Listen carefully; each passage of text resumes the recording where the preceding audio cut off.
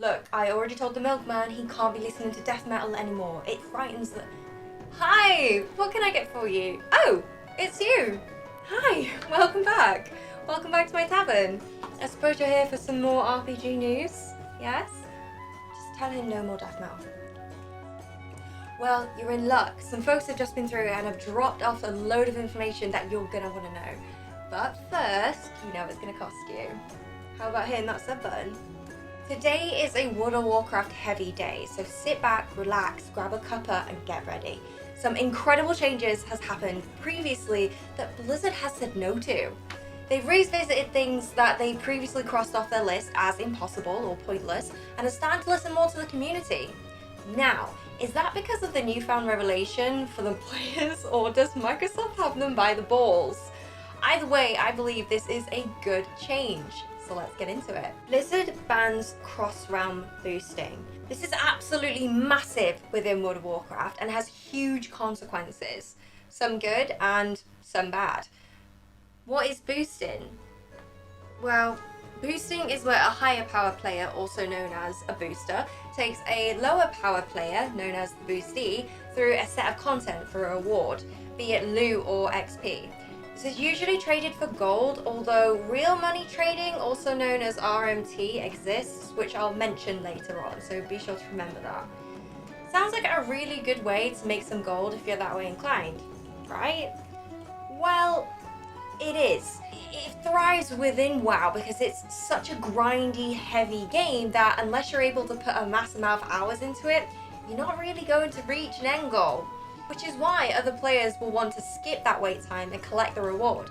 It's quite a common thing within WoW, but here's the kicker. Because this is such an effective method for boosters to make money, I mean, they get together and form huge communities and absolutely dominate realms that are less popular.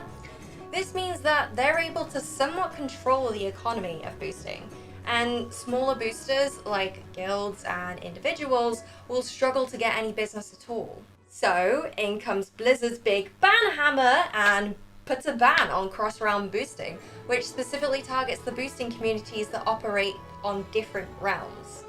The policy is aimed to crack down on the middleman entities that profit off purely linking boosters to buyers.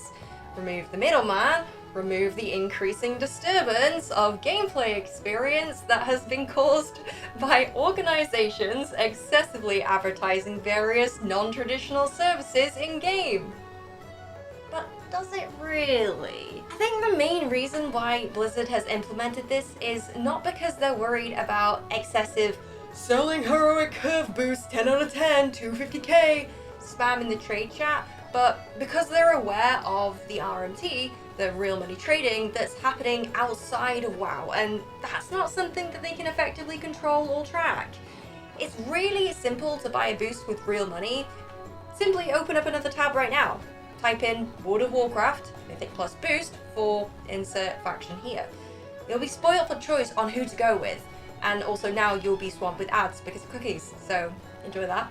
With a brand new patch coming in less than 30 days, this is a perfect time to update that policy to keep all that gold in-house, legit and trackable.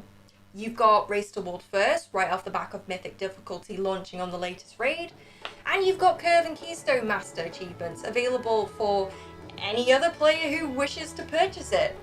The boost, that is, not the achievement, although you are technically purchasing the achievement when you purchase. Anyway, specifically Race to World First is a very heavily boost reliant event that gets itself involved in RMT quite often, and this is because Race to World First guilds need gear and they need gear fast.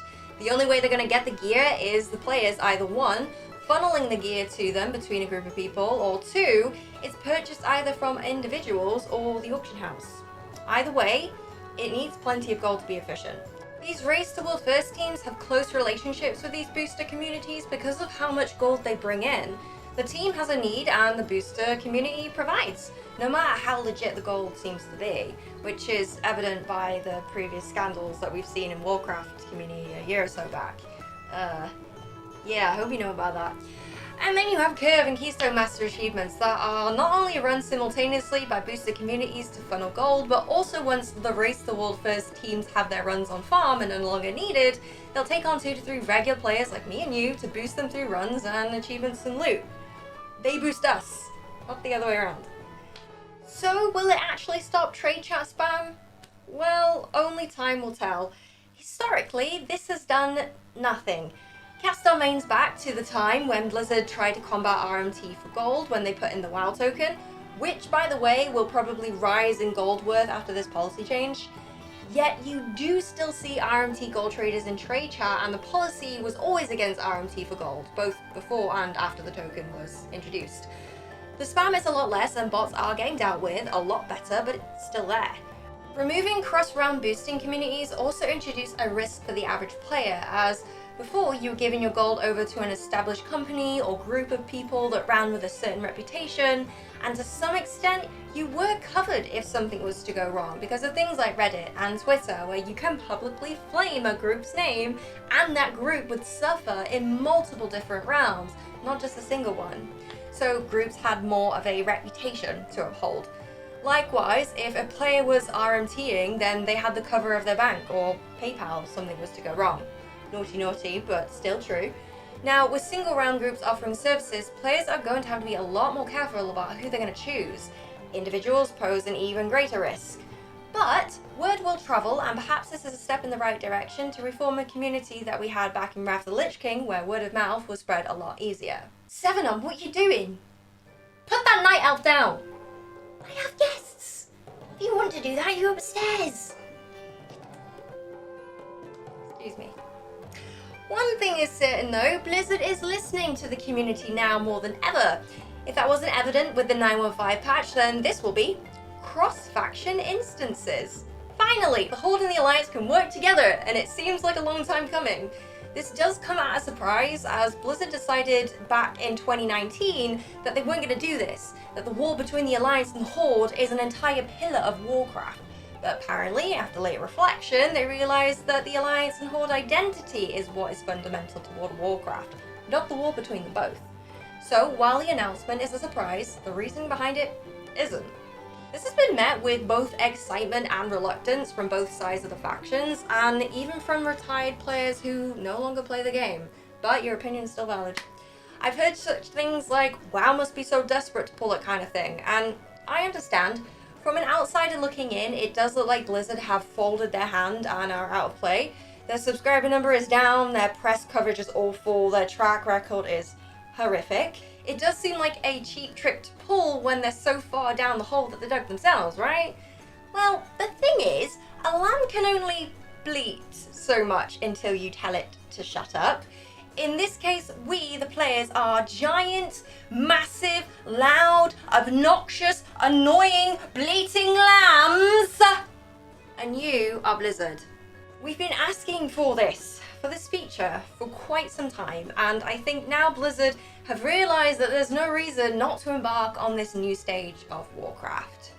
We've seen Alliance and Horde finding common ground and working together ever since Warcraft 3, right up until current times, with Shadowlands being so heavily focused on working together to defeat a common enemy. We've had tears shed for the opposing factions characters on both sides, sympathy felt for opposing factions characters on both sides, grievances, pity. Over time, the need to have this division just hasn't made any sense, as the story has developed way beyond what anyone could have expected when Warcraft orcs and humans first graced our computers. So, from a story standpoint, it makes an incredible amount of sense to bring the two factions together when the player sees fit.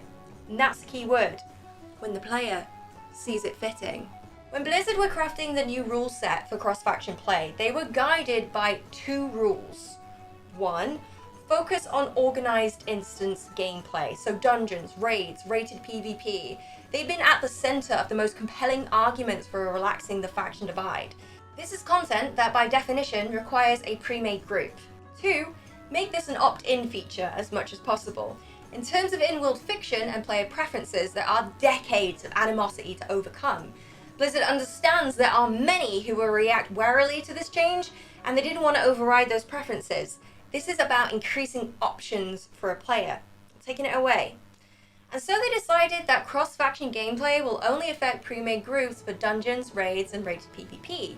It will work by either directly inviting members of the opposite faction to a party if you are on a battle tag or real ID friendship level, or if you are members of cross-faction WoW communities, or through the pre-made groups in the group finder listing for mythic dungeons, raids, raid arena, RGBs, you get it.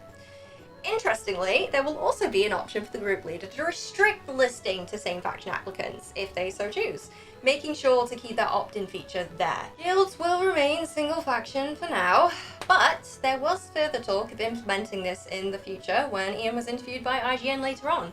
And random match-made activities like heroic dungeons, skirmishes, or random battlegrounds will all remain same faction.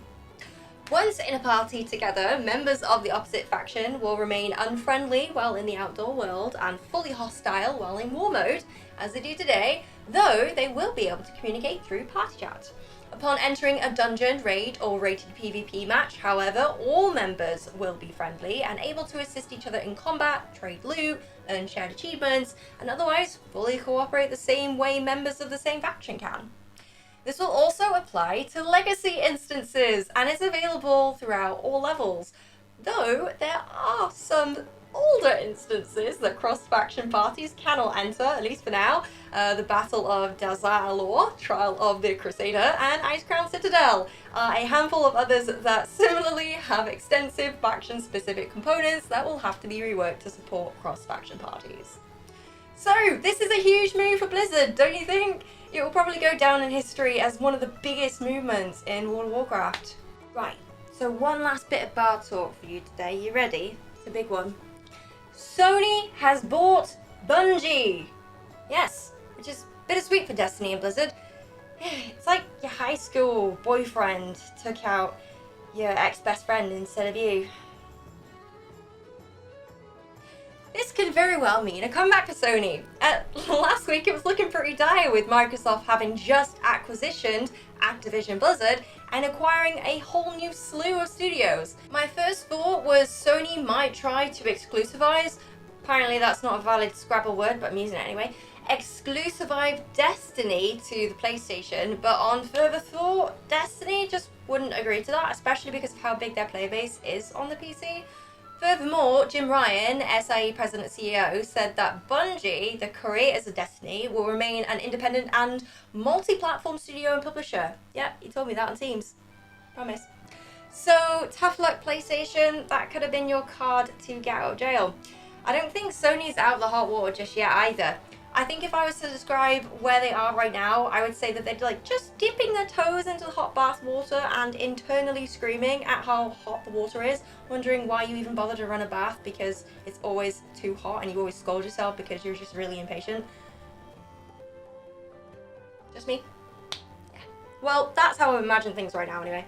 So yeah, that just wraps up all the tales I have to tell you in the Tavern today. A huge thank you to my Patreon supporters who make these videos possible. Everything that you contribute there goes directly into making these videos, including the edits, the props, which I don't have any yet.